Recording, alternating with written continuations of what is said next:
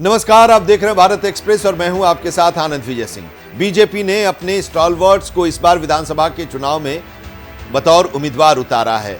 Bharatiya Janata party के सांसद और पूर्व केंद्रीय मंत्री राज्यवर्धन सिंह राठौर भी चुनाव लड़ रहे हैं और उनको उस समय काले झंडे दिखाए गए जब उन्होंने और उनके समर्थकों ने झोटवाड़ा विधानसभा क्षेत्र में चुनाव प्रचार शुरू किया। सांसद राज्यवर्धन सिंह राठौर को काले झंडे दिखाने का एक वीडियो भी सोशल मीडिया पर आया है और राज्यवर्धन सिंह राठौर को सोमवार 16 अक्टूबर को जोबनेर में पूर्व मंत्री राजपाल सिंह शेखावत के समर्थकों ने काले झंडे दिखाए और कर्नल कहना मान ले, बोरिया बिस्तर बांध ले और झोटवाड़ा में एक ही नाम राजपाल राजपाल, ये नारे भी लगाए गए उनके खिलाफ। और इस दौरान बीजेपी नेता राज्यवर्धन सिंह राठौर ने प्रदर्शनकारियों को मिठाई खिलाकर शांत करने की कोशिश भी की, लेकिन प्रदर्शनकारी नहीं माने और उनके खिलाफ नारे लगाते रहे। पूर्व मंत्री राजपाल सिंह शेखावत झोटवाड़ा विधानसभा सीट से विधायक थे और 2018 के विधानसभा चुनाव में वो हार गए थे। वहीं पूर्व मुख्यमंत्री वसुंधरा राजे सरकार में कैबिनेट मंत्री भी वो रह चुके हैं। राजस्थान में 25 नवंबर को विधानसभा चुनाव होने वाले हैं। बीजेपी ने कुल 200 विधानसभा सीटों में से अब तक 41 सीटों के लिए अपने उम्मीदवारों के नामों की घोषणा कर दी है।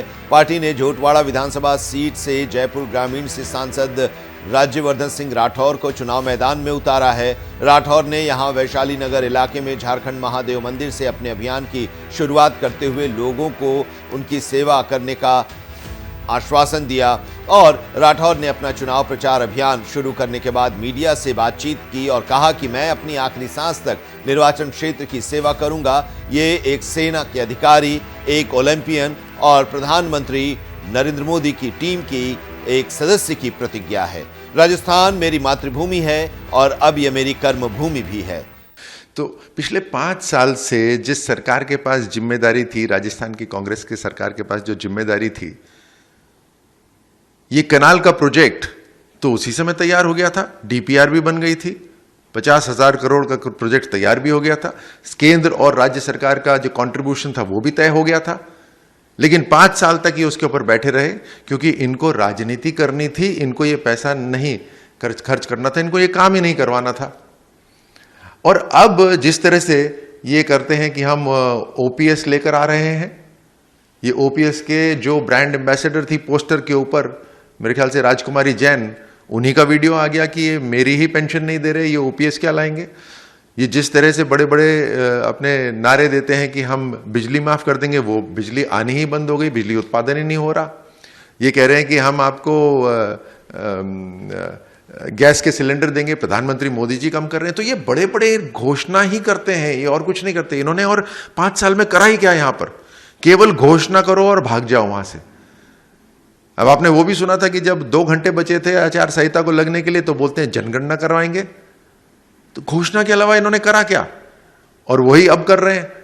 अब क्योंकि कैंपेन है, जनता के सामने जाने के लिए इनके पास चेहरा नहीं है, ये अपना मुंह छुपाते फिर रहे हैं। तो जनता के पास जाने के लिए अब इन्होंने एक और मुद्दा एक मैन्युफैक्चर कर लिया, जबकि यही जिम्मेदार थे उसके। प्रधानमंत्री मोदी जी की सरकार, हर राजस्थान का हर नागरिक जानता है कि राजस्थान का हर रहने वाला जानता है कि अगर घर घर तक पीने का पानी नल से कोई पहुंचाएंगे तो प्रधानमंत्री मोदी जी की जल जीवन मिशन की योजना पहुंचाएगी, जिसका 29,000 करोड़ रुपए यहां पर पड़ा हुआ है। लेकिन मात्र 7,000 करोड़ ही इन्होंने खर्च करा है अभी तक। और अगर नदी से नदी जोड़ने वाली भी योजना जो है वो प्रधानमंत्री मोदी जी की डबल इंजन सरकार ही पूरी कर सकती है। तो आंखों में धूल झोंकने वाली ये बात अब ये अपनी एक रैली निकालकर इसको पूरा करना चाहते हैं। राज्यवर्धन सिंह राठौर द्वारा अपना चुनाव अभियान शुरू करने के तुरंत बाद मुख्यमंत्री अशोक गहलोत के विशेष कार्यकारी अधिकारी यानी ओएसडी लोकेश शर्मा ने सोशल मीडिया मंच एक्स पर कहा कि इतनी बड़ी बातें करने के बजाय सांसद से विधायक प्रत्याशी बने राज्यवर्धन सिंह राठौर को अपना रिपोर्ट कार्ड जनता के बीच रखना चाहिए था। झोटवाड़ा कोई विदेश में नहीं है, इनके ही संसदीय क्षेत्र का भाग है। राज्यवर्धन सिंह राठौर ने क्या किया क्षेत्र के लिए, इतने साल कहाँ हैं वो अमृतकाल, और 5 साल पहले आपकी ही पार्टी के विधायक यहां से थे। तो फिलहाल राज्यवर्धन सिंह राठौर ने अपना प्रचार शुरू कर दिया है विरोध का भी सामना करना पड़ रहा है। कई जगह पर अपनी ही पार्टी के कुछ असंतुष्टों का सामना करना पड़ रहा है और बाकी जगहों पर तो कांग्रेस का भी विरोध उन्हें झेलना होगा और मुकाबला कांग्रेस और भारतीय जनता पार्टी के बीच सीधा है और देखना है कि राज्यवर्धन सिंह राठौर इस मुकाबले में कितने सफल हो पा रहे हैं। बहरहाल अभी इतना ही, लेकिन देश और दुनिया की तमाम खबरों के लिए आप देखते रहिए भारत एक्सप्रेस। नमस्कार।